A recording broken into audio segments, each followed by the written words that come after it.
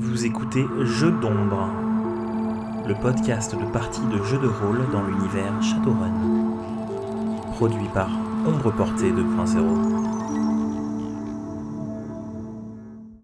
On va reprendre là où s'était arrêté la semaine dernière. Donc, vous avez été engagé par votre ami Crystal Kint et Blitz pour aller récupérer des vieux composants électroniques en tout genre qui remontaient à l'époque où la matrice était filaire.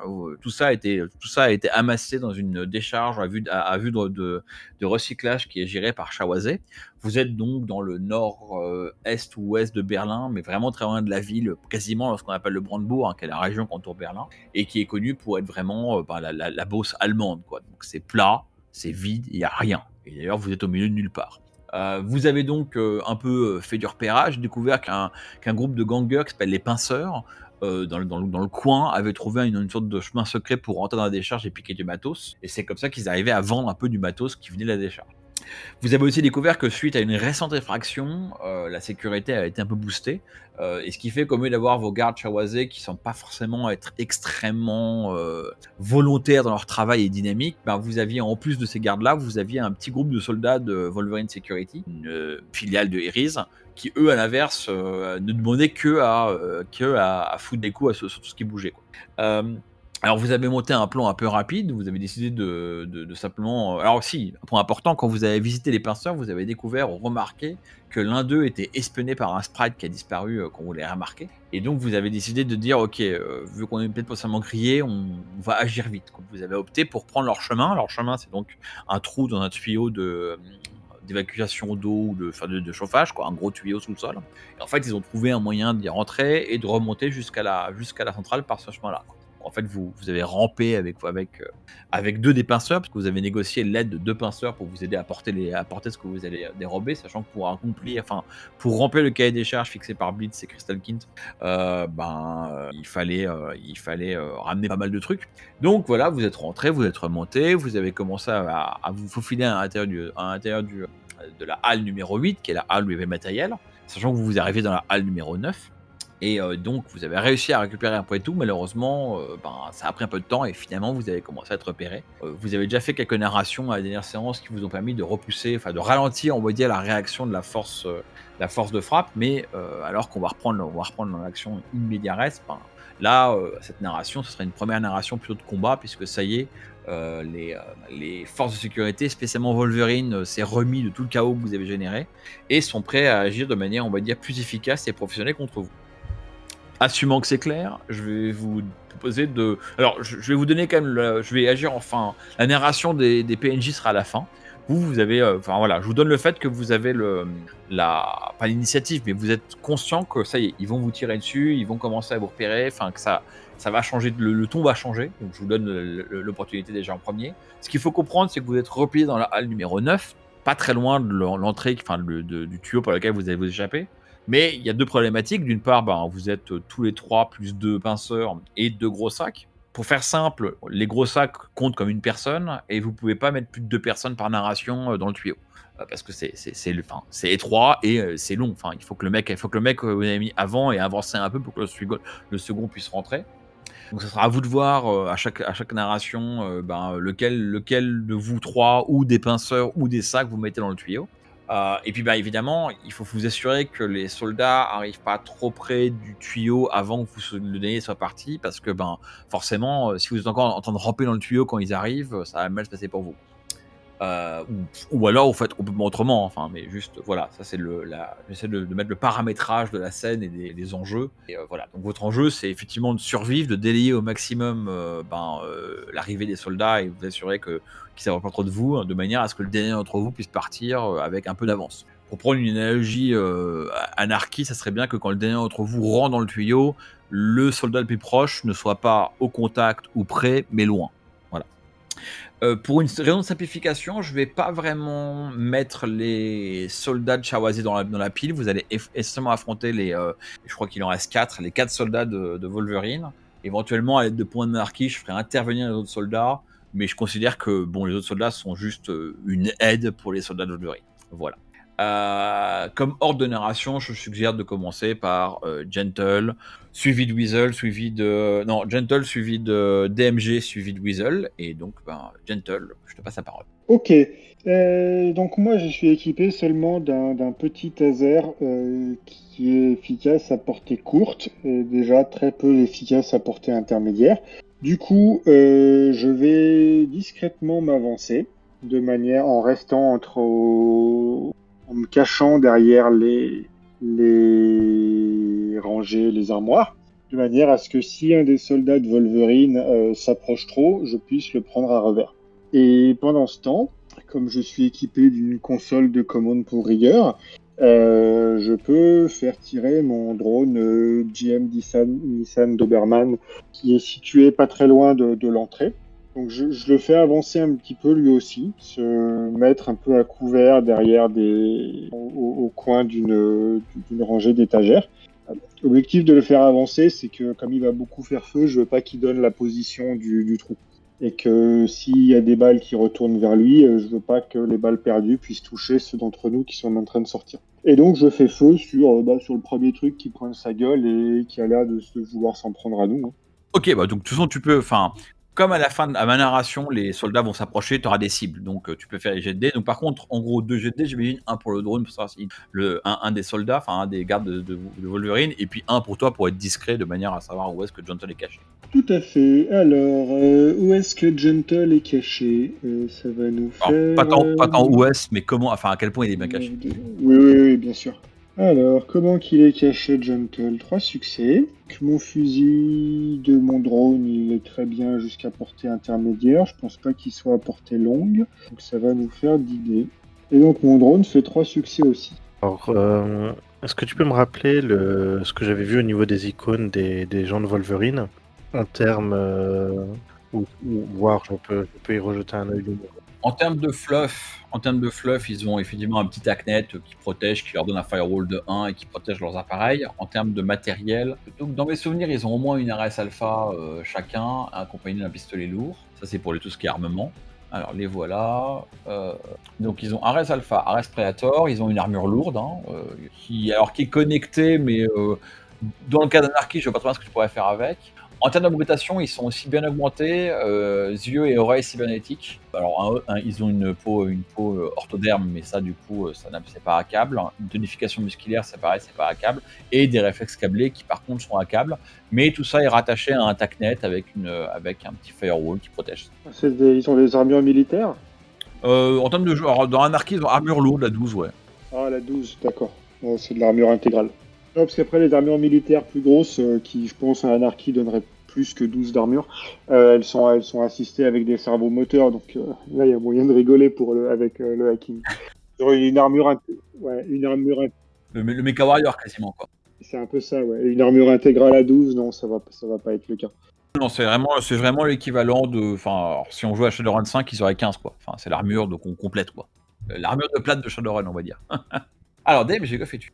Écoute, je vais tenter un des coups préférés du Major Kusanagi. Je vais m'occuper des cyberzieux. On va essayer de griller tout ça. Alors du coup, tu peux pas... à moins que t'es fort, tu peux pas en attaquer plusieurs à la fois, mais tu peux... Non, mais je peux déjà m'attaquer au premier.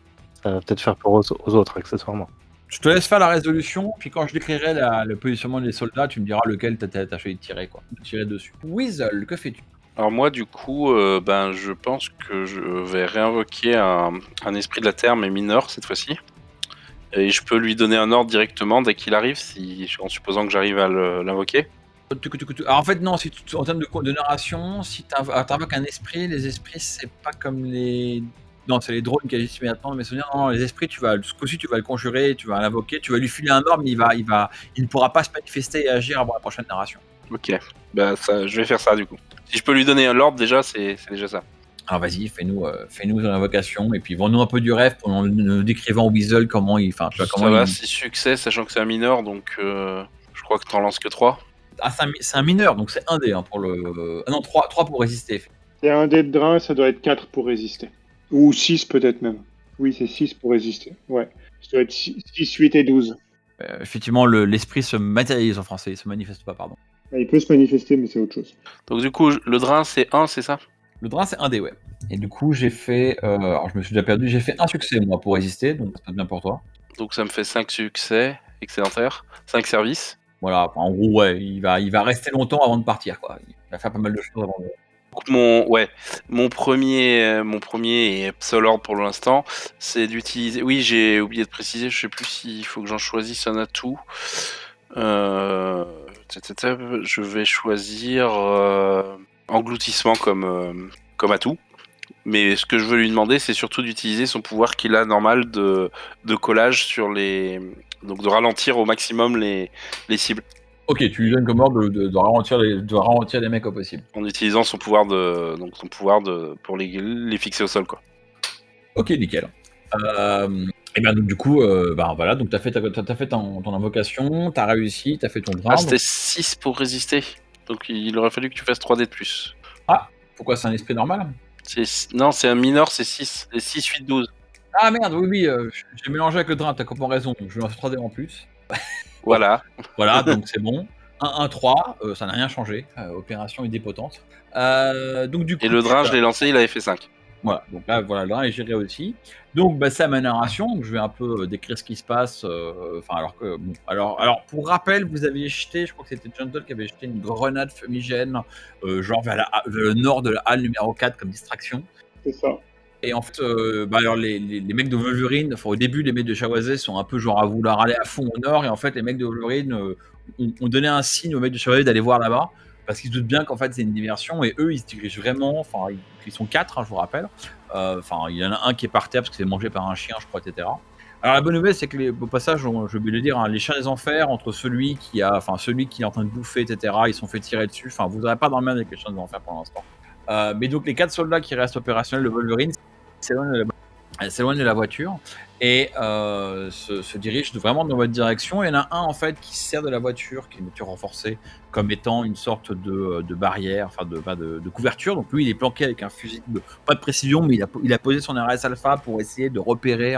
On va dire que vous le remarquez, vous le devinez, en fait, il a activé une visée laser et puis une vision il doit activer une vision thermographique pour essayer de repérer à travers les étagères de matériel, repérer les sources de chaleur. Alors, concrètement, vous avez quand même pas mal de choses entre lui et vous qui vont obstruer sa ligne de tir. Hein. Donc, même s'il cartonne en full automatique, vous ne voyez pas très très bien comment il va pouvoir vous toucher. Alors, full automatique, le français c'est quoi full auto en français d'ailleurs? Tir automatique. Tir automatique, voilà, ouais. Rafale longue. Donc lui, il reste derrière, et après, il y en a 3 qui se déplacent un peu. L'image qui me vient à l'esprit, c'est un peu le déploiement tortue là, des Romains dans Astérix et Obélix. Mais en gros, ils se déploient à 3, ils avancent en triangle, un peu chacun. En fait, grosso modo, celui qui est devant sert de couverture pour les 2 autres, et puis ils se déplacent pas rapidement, mais avec beaucoup de prudence, avec l'un d'eux qui en fait tire un peu au hasard dans la direction générale où vous êtes. Mais vraiment en mode de tir suppressif. En fait, lui, il veut pas vraiment que vous puissiez sortir pour leur tirer dessus pendant qu'ils avancent. Donc c'est une manœuvre là. Donc on va commencer un peu à résoudre vos actions. Je vais revenir à Carmody. Donc toi, enfin plutôt Gentle, toi, ton drone a tiré sur lequel de ces bonhommes? Comme je te dis, sur le premier qu'il a vu. Dans ce cas, ce que je vous propose, si ça te va, c'est qu'en fait ton drone s'expose pour tirer sur celui qui fait un tir suppressif, et du coup il se prend une rafale de plomb du celui qui fait un tir suppressif, parce que dès qu'il voit un truc bouger, il va tirer dessus, et on va résoudre ça comme ça. Ok. Sachant quand même marqué, de toute façon, on n'est pas vraiment un découpage d'action à la Shadowrun 5. J'avais fait 3 succès. Ok, et donc si je me souviens bien, on est d'accord que la défense c'est agilité plus logique. C'est ça.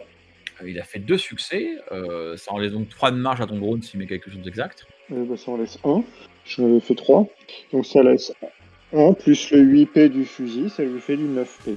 9P, sachant que il a une armure, hein, donc celui-là, alors je vais numéroter, ce premier garde qui est le garde de tête. Lui, il vient de perdre 9 points d'armure. Voilà. Et alors maintenant, lui, il va cartonner en direction de ton drone. Hein. Alors l'avantage, c'est que ça annule l'effet, si vous voulez, si l'un de vous s'était exposé, ça annulerait l'effet de tir suppressif. Alors, la défense de drone est de 5, c'est bien ça. Et alors, donc, il cartonne avec... il a 6 plus... Ils ont 10 dés. Hein. Ils n'ont pas de truc aussi, ils n'ont pas de... Non, c'est pas la perception, On est bon. Donc il cartonne en direction de ton drone sans succès. Après toi, c'est donc à DMG. Toi, DMG, tu as opté pour briquer les yeux duquel? Les yeux de celui qui était le plus près de la halle 9. Oh, pareil, donc celui de tête, là, celui qui vient de sur le drone, va en plus, il se fait tirer dessus par le drone, il va se fabriquer à ses yeux. Alors vas-y. Enfin, t'avais fait combien du coup pour attaquer, enfin pour ton spike? Donc en King, j'ai fait 5 succès. Et la résistance, du coup, c'est son logique plus firewall, on est d'accord? Ouais, ça me semble pas mal. Ouais, c'est ça. Ouais. Logique plus firewall. Ouais, je fais ça. My God. Donc 4D, 4 succès, hein, normal. Ça t'en laisse quand même un, je crois, toi. Oui, tout à fait. Sur mes 16 dés, moi j'en ai fait 5. Je pense que tes dés sont moins bien que la mienne. Et du coup, la base de dommages, c'est quoi? Bah là je voulais quai, donc. Ah, tu veux dire que j'aurais pu. D'accord, oui. Franchement, en fait, j'ai assumé que tu faisais un data spike pour briquer ses yeux, mais si t'as fait autre chose, si tu voulais poser une marque, enfin. Moi par défaut j'avais commencé par faire du hacking, oui. Parce que je me disais qu'il fallait que je passe dans son pan pour pouvoir avoir les yeux. Mais en fait, tu peux avoir pris le contrôle de ses yeux, hein, et à la place avec un succès de marge, et puis éventuellement. Alors, petit rappel, juste au cas où vous vous posez la question, il y a un serveur, hein, mais le serveur appartient à Shawase, donc les mecs de Wolverine, ils n'ont pas accès au serveur. Hein. Le serveur les protège pas. À l'inverse des gardes de Shawase. Ok. Donc moi, c'est les réflexes SR5, donc j'avais pensé, je vais d'abord rentrer sur le pan, etc. Donc là, Ouais, t'es passé poser une marque. Non, là, si tu hack directement. Enfin, en gros, on tape dans un archi, là, t'as posé ta marque et fait une action dans la foulée. ok, donc là je suis pas sur un test pack à ce moment-là. Je reboot ses yeux. Déjà, ça va lui faire bizarre. Ok, donc tu rebootes ses yeux, effectivement. Donc, le pauvre, alors je vais le marquer dans sa fiche là. Il a en gros, il a -2 à sa prochaine action. Autant que voilà, ses yeux vont revenir en ligne assez vite, mais il sera quand même pénalisé. Et surtout, il pourra pas bouger aussi. Zéro mouvement, on va dire. Ok. Et enfin, DMG, enfin non, Weasel, toi t'as invoqué ton esprit, donc ta narration est finie. Il manque une information avant qu'on passe à la prochaine narration. Alors, comme vous avez tous agi, j'imagine qu'aucun de vous trois ont pris le tuyau. Est-ce que vous avez mis un pinceur et un sac, les deux pinceurs en gardant les sacs? Enfin, comment vous avez opéré? Pousse d'abord les deux pinceurs, j'ai pas envie qu'ils soient tout seuls avec les sacs de l'autre côté du tuyau. Ouais, mais du coup, faudra qu'on parte avec les sacs parce que les sacs vont pas marcher tout seuls. On envoie un pinceur et un sac. J'ai confiance. Moi, je suis vote pour un pinceur, un sac aussi. Ouais, c'est parti. Ok, parfait. Donc du coup, vous avez fait ça. Donc nouvelle narration. Que faites-vous ce tour-ci? Alors il s'approche. Donc en termes de distance, le petit trio là a quand même réussi à s'approcher. Non, mais non, je suis con. Ils vous ont pas tiré dessus. Il faut qu'ils vont aussi agir. Excusez-moi. Il y en a un qui a tiré sur le drone, effectivement. Les deux mecs qui étaient derrière lui en couverture, ils vont aussi cartonner le drone parce que c'est la seule cible apparente. Ça paraît assez logique. Je vais te demander de faire. Alors si ça te dérange pas, on va appliquer les règles de SR5 de défense cumulative, de pénalité cumulative à la défense. Hein, donc ton drone va avoir moins un dé à chaque attaque qui subit pendant la même narration. Moi j'applique ça dans un Arki, ça paraît toujours un peu, ça paraît relativement adapté. C'est pas la règle la plus compliquée de Shadowrun 5. Alors, et du coup, moi il faut quand même. Oui, moi j'avais 10 dés pour réussir. On va pouvoir attaquer. Donc le premier garde va faire 10. Donc lui il rate. Ton drone a un succès de plus. Et le second garde. Ok, alors 10 dés, 8 succès. Ouch. Ouch. Alors il cartonne avec un RS alpha, donc la base est de 8P. Hein. Et ton drone avait fait 3, hein, donc ça fait une 13P du coup. Ça fait 13P, il a une résistance de 1, donc ça fait plus que 12, mais de toute façon il avait que 9 cases de blindage, donc il est out. Désolé, je pensais pas tuer ton drone comme ça si violemment. C'est la vie de ces pauvres petites bêtes. Ouais. Alors ça fait les deux gardes qui étaient derrière. C'est triste parce que je m'étais dit justement que dans Shadowrun Anarchy, je pense que les drones sont moins fragiles que dans Shadowrun 5, mais bon, voilà, quoi, ça s'est pas vérifié en l'occurrence. Donc du coup, il reste plus que le gars qui était en train de viser à l'arrière avec la voiture, et en fait, lui, maintenant, vous allez comprendre pourquoi il a visé vers vous, même s'il pouvait pas vous tirer dessus, c'est qu'en fait, il active le lance-grenade, lui, et en fait, il tire vers vous, non pas le plomb, mais une grenade. Alors heureusement pour vous, pas une grenade explosive, parce que sinon, la halle y passerait, enfin, ça serait l'enfer. Mais par contre, la grenade qui explose, en fait, qui se cogne très violemment contre l'étagère, qui va d'ailleurs se renverser un peu dans votre direction, en fait aussi explose et projette un gros nuage de gaz pas somnifère, comme on dit, étourdissant. Ouais. Et voilà, donc on va voir s'il réussit, hein, parce que bon, il peut aussi avoir raté son jet de dés. Alors, il me semble qu'il n'y a pas beaucoup, il a fait 3 succès, il me semble qu'il n'y a pas beaucoup de règles particulières sur les grenades dans Anarchy, hein, donc je considère qu'à 3 succès, il a mis la grenade où il voulait, donc en fait, en termes de jeu, la grenade est à portée et près de vous tous. Enfin, en gros, il l'a mis dans la halle 9, elle a explosé quelque part dans la halle 9, et elle envoie du gaz partout. Je sais pas si on a des règles, enfin il y a des dommages pour les grenades étourdissantes. Comment d'inventer un truc. Je pense, ouais, je vais regarder ça. Grenade à fabrication étourdissante, 8 la grenade. Alors évidemment, sauf faire de ma part, il n'y a pas d'armure qui compte, à moins que vous ayez des masques. Et donc, vous devez encaisser chacun 8 plus 3, les bonus. Non, est-ce qu'on applique ou pas les bonus sur dommage de succès? Un petit peu dangereux, je sais pas. Qu'est-ce que t'en penses, Mathieu? Pour un truc à gaz, j'aurais tendance à dire non, mais... Ouais, moi aussi, donc ça me va très bien. Donc allez, 8 pour tout le monde, sachant que l'armure compte pas, c'est ça du coup? Ça fait très mal en fait. Ça fait très mal. Mais les grenades sont très violentes, hein. En anarchie comme en SR5. Mais par contre, la grenade nous a touché nous, mais elle touche pas les 3 autres qui s'étaient approchés. Ah non, eux ils sont encore en termes de jeu, eux ils étaient loin quand ils ont commencé leur mouvement, ils étaient près du camion, ils ont fait un mouvement qui les a amenés à être près, je crois, et la grenade elle est en gros au contact avec vous quoi. Donc non, ils ont remarque, c'est vrai que enfin en fait deux solutions, soit ils sont pas été atteints, soit ils ont mis comme ils savaient qu'ils lançaient une grenade, ils ont activé leur masque et leur visière donc ils sont pas affectés quoi. Du meilleur du autre, ils sont pas affectés. De toute façon, ils ont des yeux cybernétiques et des oreilles cybernétiques, enfin pour ceux qu'on a encore. C'est la fin de ma narration. On va faire une nouvelle narration. Alors, j'ai déjà oublié, vous m'avez dit qu'il y a un pinceur et un sac qui est parti, c'est ça? C'est ça. Donc il y a un pinceur qui s'est pris 8 aussi. Bon, ouais. Alors, du coup, Gentle à toi. Eh ben, c'est la merde. Moi, je suis pas mal sonné.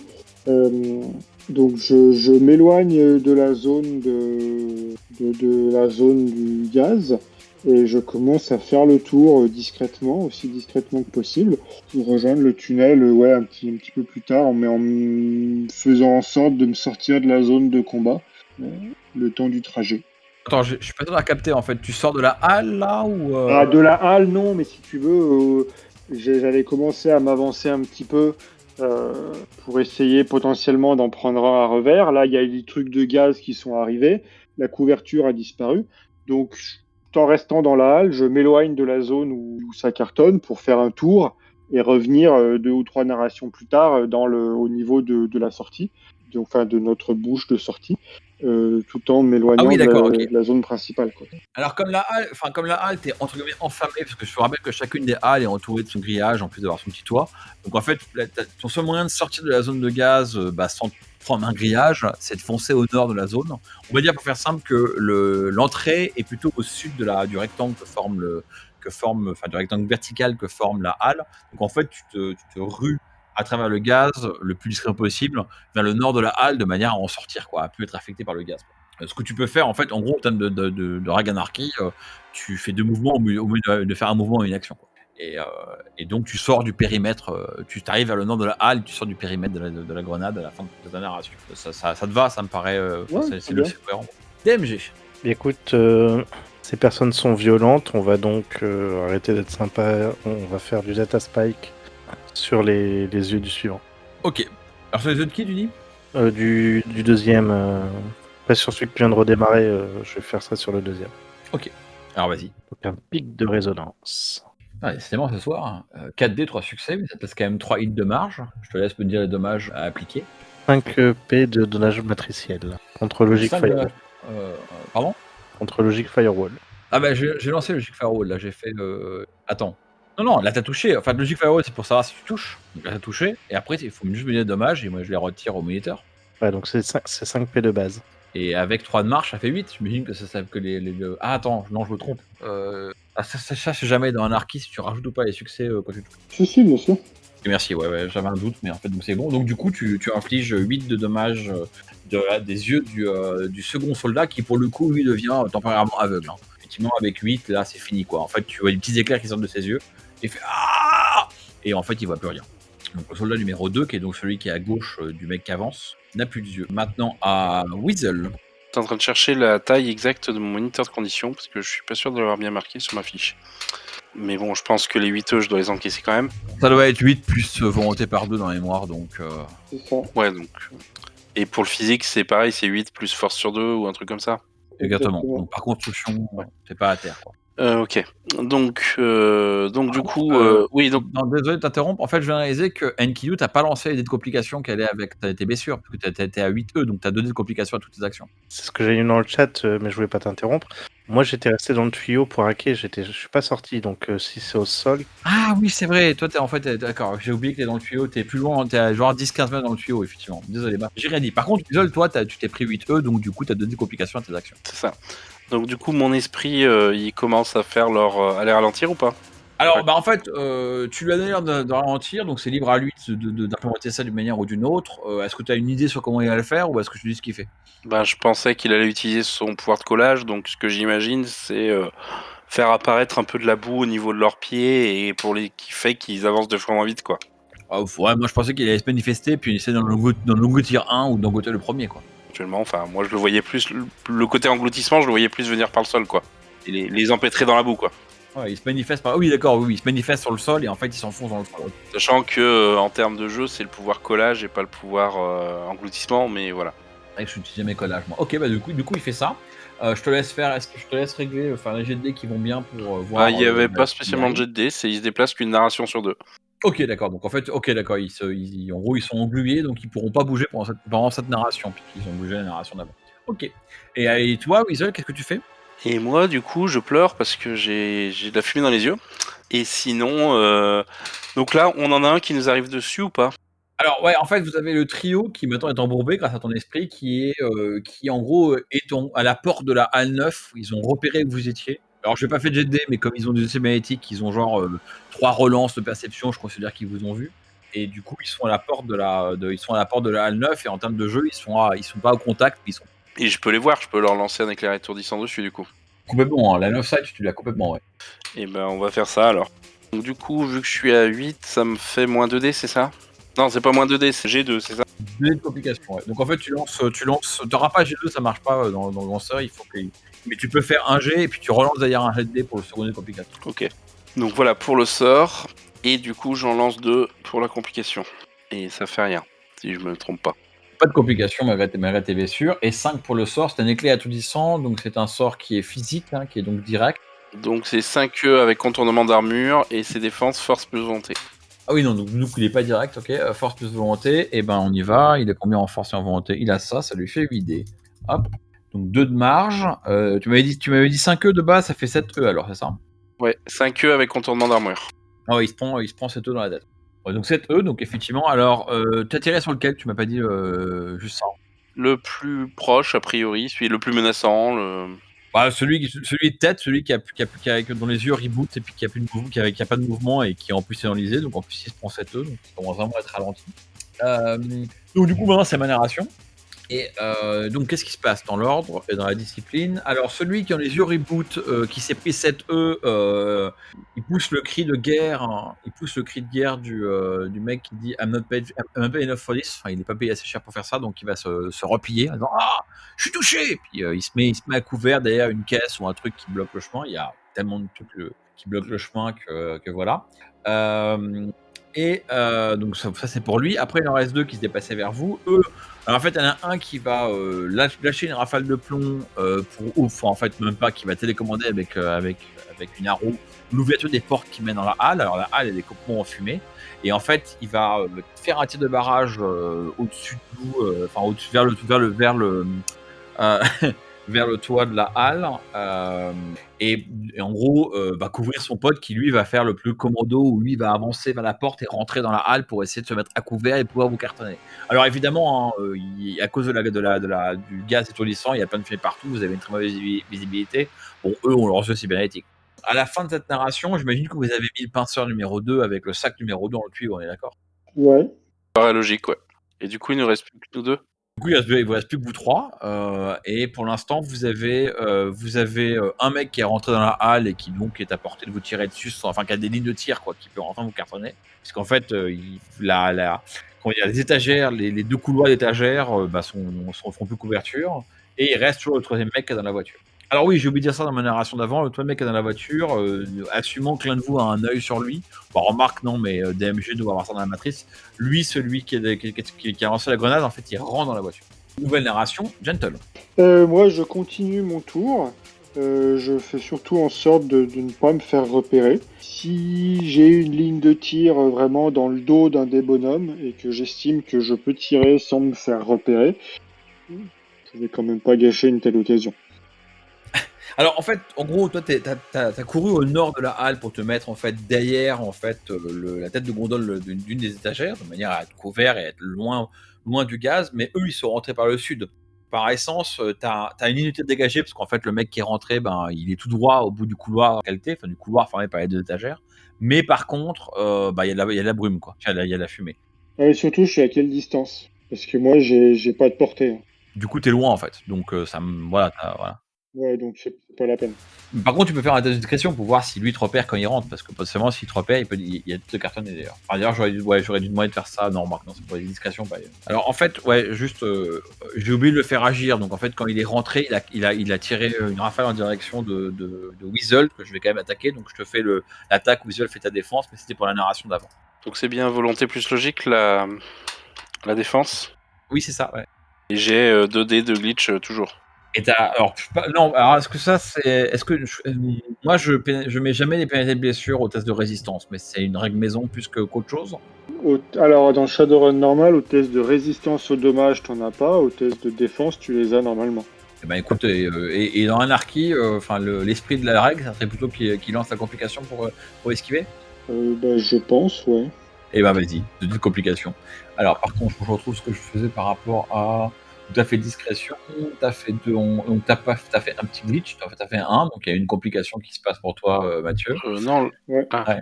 Ah non, je parle de Mathieu, je résous dans l'ordre du lanceur de dés.